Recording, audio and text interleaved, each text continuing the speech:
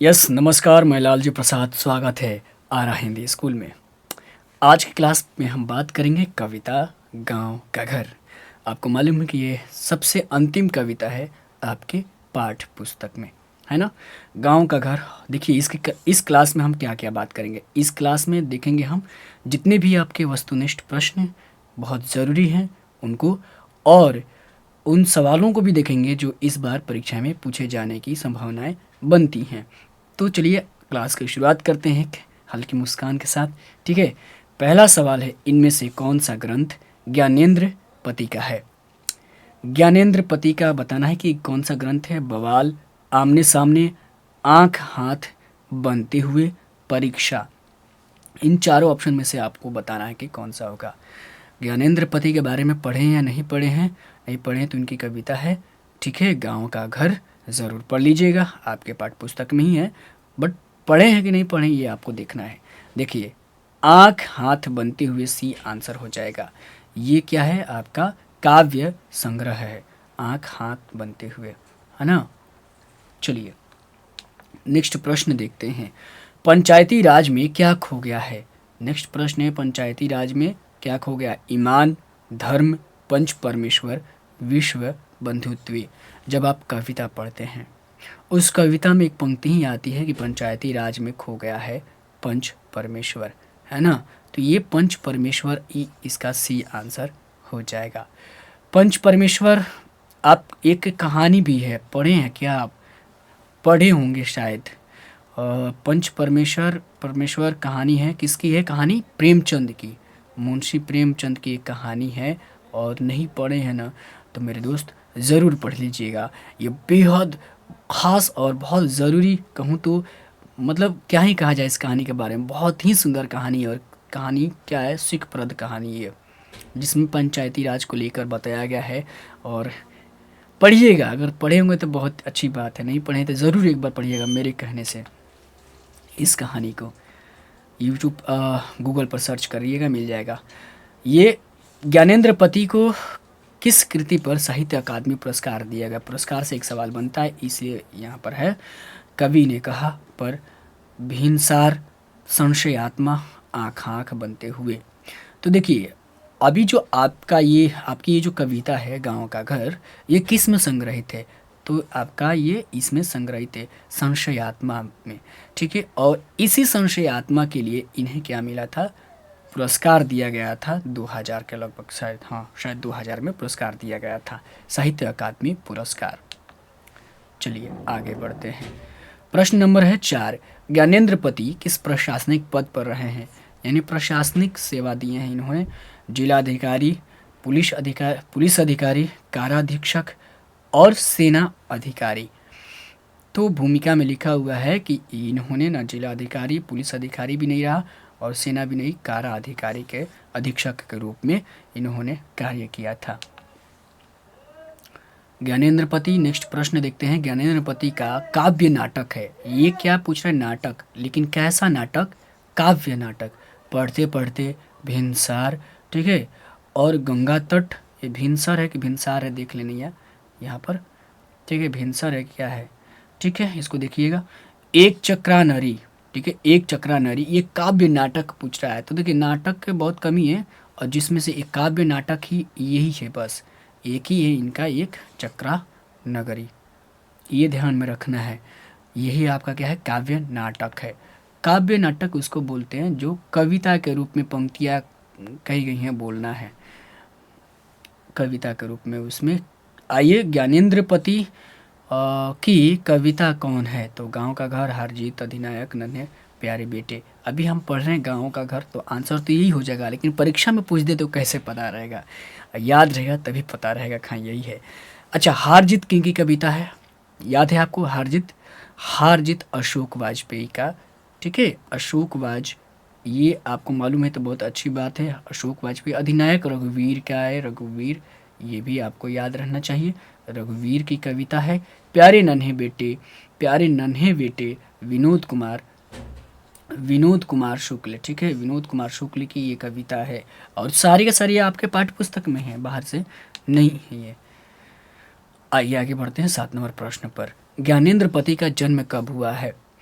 मैं बता दूं कि जितने भी आपके पाठ्य पुस्तक में राइटर लगे हुए हैं, कवि हों या निबंधकार हों, कहानीकार हों, जो कुछ भी हों, उन सबको मैंने एक समग्र रूप में एक क्लास अनुक्रमणिक के लेकर बताया हुआ है। उसमें एक चार्ट बना दिया है, एक जगह जन्म स्थान, जन्म काल उनका, जन्म स्थान, किस काल युग से आते हैं, माता पिता का क्या नाम है, इन सारी चीज़ों को मैंने वहाँ पर एक ही जगह पर लिख दिया है, नोट बना दिया है। तो आप जाकर देख सकते हैं प्लेलिस्ट में। सबसे शुरुआती में ज्ञानेंद्र पति 1 जनवरी 1950, 10 जनवरी 1949, 18 फरवरी 1952, 25 जनवरी 1948 को। देखिए आपके पाठ्य पुस्तक में 3 ऐसे राइटर हैं, विनोद कुमार शुक्ल, अशोक वाजपेयी और ज्ञानेंद्र पति।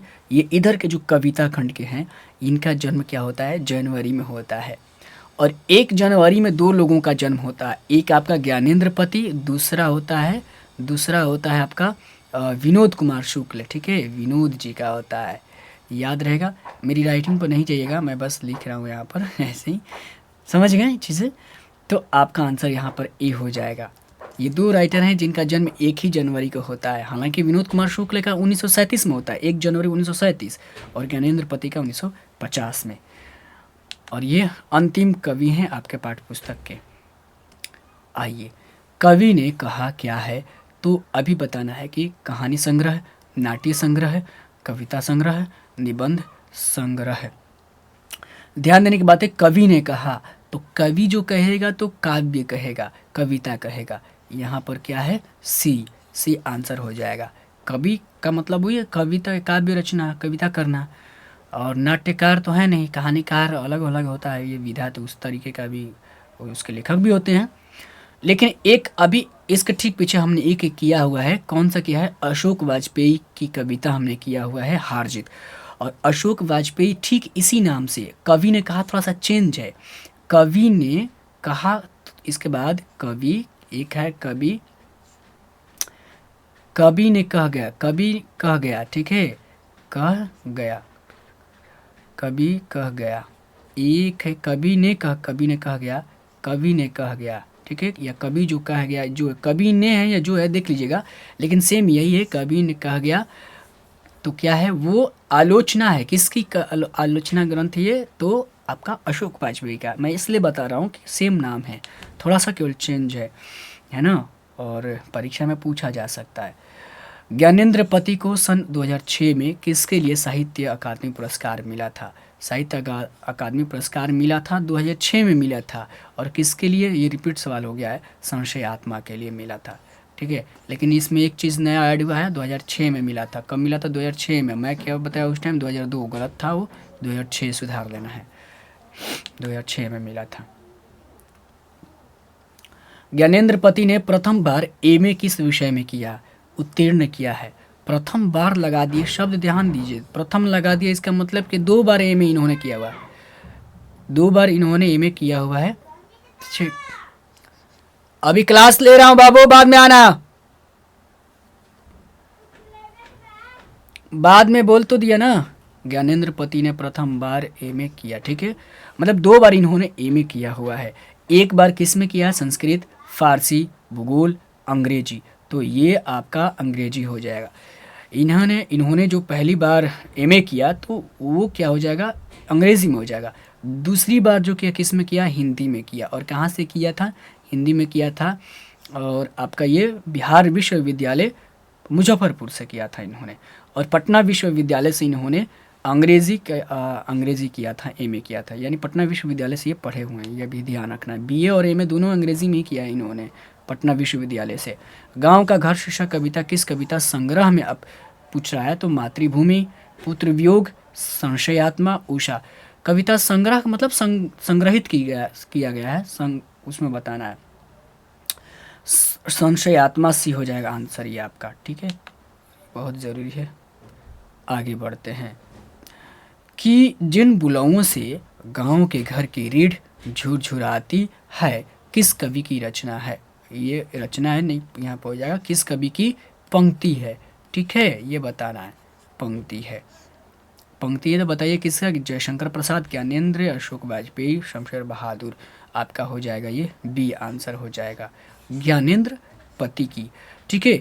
लेकिन जब भी याद रखिएगा, गांव के घर से मतलब पंक्ति पूछ दे कोई और कैसे पता करने के किस कविता की है।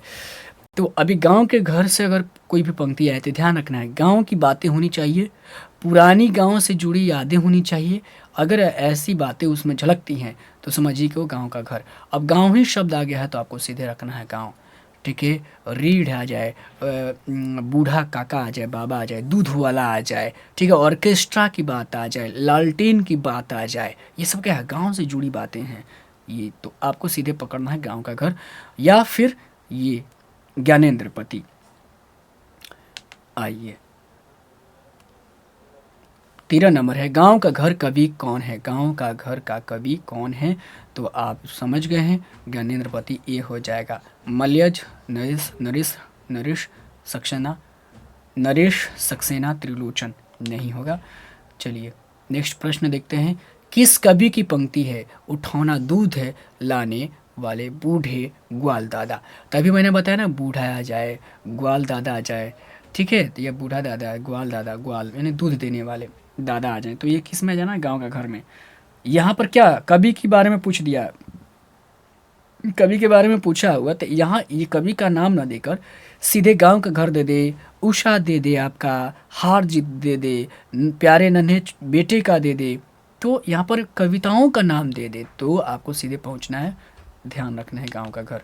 इसमें आंसर आपका ज्ञानेंद्र पति हो जाएगा। नेक्स्ट प्रश्न देखते हैं, सर्कस का प्रकाश बुलावा शहर के कितनी दूर से आने वाला है। अब ध्यान देने, सर्कस या ऑर्केस्ट्रा शब्द गांव के घर में ही जाना है आपको सीधे। अब पूछा कितने दूर से, तो कितनी दूर से, तो 10 कोस या 4 कोस, 5 कोस, 7 कोस, इसमें बताया गया है, आपका आंसर हो जाएगा ए हो जाएगा। यानी सर्कस, जो ये सर्कस का जो प्रकाश का बुलवा है, कहाँ तक ये बुलाता है कि चलो सर्कस लगा हुआ है, तो 10 कोस दूर से ही पता चल जाता था। अब कहाँ ऐसा पता चलता है, सर्कस लग ही कहाँ रहा है, शहर में कहीं कहीं लग रहा है, गांव में सर्कस अब लग कहाँ रहा है। अदालतों और अस्पतालों के फैले, क्या है, फैले फैले भी रूंधते गंधाते अमित्र परिसर, किस कविता की पंक्तियां हैं। तो गांव का घर, पुत्र वियोग, तिरिच, और ये अस्पताल की बात आ जाए, अदालत की बात आ जाए, 2 वर्ड और आ जाए तो गांव का घर में ढुक जाना है, ढुक जाना है नहीं, घुस जाना है। ये लोक शब्द है, हालांकि इसमें भी लोक शब्द इस्तेमाल हुआ है, कुछ नहीं भी हुआ है। ढुकना क्या होता है, ढुकना मतलब घुसना होता है। देखिए, होरी चैती बिरहा, अल्लाह गूंगे, अच्छा बिरहा गांव में गाया जाता है, होरी चैती कहाँ होता है, गांव में ही होता है। अल्लाह गूंगे किस कविता की पंक्तियाँ हैं। मैं बार बार क्यों बता रही हूँ सब वर्ड को, क्यों, ये की वर्ड है पकड़ने के लिए। अभी तो फिलहाल आप पढ़ रहे हैं इस पार्ट्स, इस कविता के बारे में, तो आप समझ जाएंगे, लेकिन जब परीक्षा में बैठेंगे तो नहीं समझ में आएगा। तो ये इसलिए कीवर्ड बता रहा हूँ मैं, गांव का घर, ये आंसर। आइए नेक्स्ट प्रश्न चलते हैं, टीवी किसके दहेज में आया था, ये कविता के अंदर से है। तो कलुआ, कलुआ, बिटौआ, हरिया, बिंदा। बिटौआ के दहेज में मिलता है ये टीवी, कौन सा है, तो बिटौआ, बी हो जाएगा। यानी बेटी की शादी जो होती है, बेटी की शादी, उसमें टीवी मिलता है। अब तो बहुत कुछ मिल रहा है ना। ज्ञानेंद्र पति का जन्म स्थल कहाँ है, अब जन्म स्थल पूछ रहा है, यहाँ जहाँ पर जन्म हुआ है, गोड्डा झारखंड, दुर्ग छत्तीसगढ़, लखनऊ उत्तर प्रदेश, बोध गया। देखिए गोड्डा झारखंड आपका ए आंसर हो जाएगा। दुर्ग छत्तीसगढ़ में किसका होता है, दुर्ग में अशोक वाजपेयी का होता है, याद रखना ये, अगर याद हो तो बहुत सुंदर बात है ये। अशोक वाजपेयी का जन्म होता है कहाँ पर, इनका है दुर्ग, कहाँ पर पड़ता है, छत्तीसगढ़ में। लखनऊ आप पढ़ेंगे रघुवीर सहाय, किसका जन्म स्थान है, रघुवीर का, ये भी याद रखना, रघुवीर सहाय का जन्म स्थान है।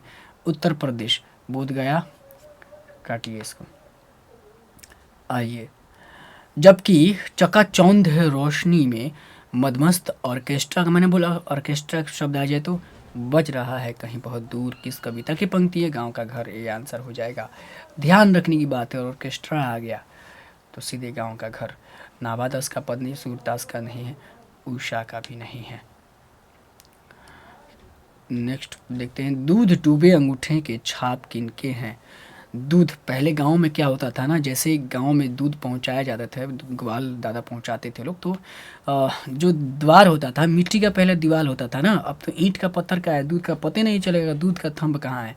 तो दूध भी गाढ़ा होता था दूध, तो अब तो पानी भी मिला दिया जा रहा है। अब तो लोग दूध कहाँ खा रहे हैं, पानी खा रहे हैं। अब तो पूरा पैकेट वाला दूध आ रहा है, सब सब पानी है, वो दूध थोड़ी है। तो ऐसे देखिए, तो दूध को ऐसा थंब लगाता था लोग, अंगूठा लगा देता दीवार पे, तो वो पता उसका दाग छप जाता था। उसी से पता चलता था कि अच्छा हमने एक महीने में इतना दिन दूध दिया हुआ है इस घर में। देखिए, दादी के, माँ के, बूढ़े ग्वाल दादा के, इनमें से किसी का, तो ये छाप किनके थे, तो बूढ़े ग्वाल दादी का, सी, है ना। ये आपके पाठ्य पुस्तक, एक इस कविता की बात मैं बता रहा हूँ, बाहर की बात नहीं मैं बता रहा हूँ। ये बात है। अभी भी घर में, किसी किसी घर में गांव में होता है कि बड़ बुजुर्ग के आते, खा मतलब क्या बोलते हैं उसको, खखार के आते हैं, पहले से बोल के आते हैं। अभी भी बहुत कम, मतलब वही परंपरा अब खत्म सी हो गई है। क्या भवा, क्या भसुर, क्या बड़, क्या बुजुर्ग, अब हो रहा है नहीं, बहुत कम है। तो ये इस कविता में यही बातें याद की गई हैं कि अब परंपराएं कैसे बदलती हैं, चीज़ें कैसे पीछे छूट जाती हैं। कभी इसी के बारे में चिंतन किया हुआ। कभी के बचपन में भाल पर क्या लगा था, चंदन, टीली, कुमकुम, दुग्ध तिलक, गौरी, गौरीवन तिलक। तो कभी कहते हैं कि बचपन में क्या लगता था, दूध, यह ना दुग्ध तिलक, ये सी हो जाएगा आंसर, दुग्ध तिलक। अब सबसे ज़रूरी है कि आपको इन प्रश्नों को तैयार करके किसी हाल में जाना है इस बार। देखिए, पंच परमेश्वर के खो जाने को लेकर क्यों कवि चिंतित है, 2 नंबर का ये प्रश्न बनेगा। कवि की स्मृति में घर का चौखट इतना जीवंत क्यों है, ये भी 2 नंबर का प्रश्न बनेगा। और ये 5 नंबर का बनेगा, गांव का घर कविता का सारांश लिखना है आपको। किसी हाल में इसको कम से कम ज़रूर देख लीजिएगा। और बहुत आसान है ये तो, गांव घर की बातें जुड़ी हुई हैं इसमें, तो आप ऐसे भी कर जाएंगे। चलिए, आप इस सब को तैयार कर लीजिएगा इस बार, बहुत ये खास प्रश्न है और हमारे यहाँ पर क्लास ओवर होती है। अब आप बताइए कमेंट करके कि आपको ये क्लास कैसी लगी, कैसा आप फील किए, कुछ सीखे, कुछ रिवीजन हुआ या नहीं। और दूसरी बात कि आप चाहें तो क्लास की स्पीड दोबारा देखें, तो स्पीड बढ़ाकर देखिएगा। और ठीक है, अपने दोस्तों में, मित्रों में शेयर कर दीजिए।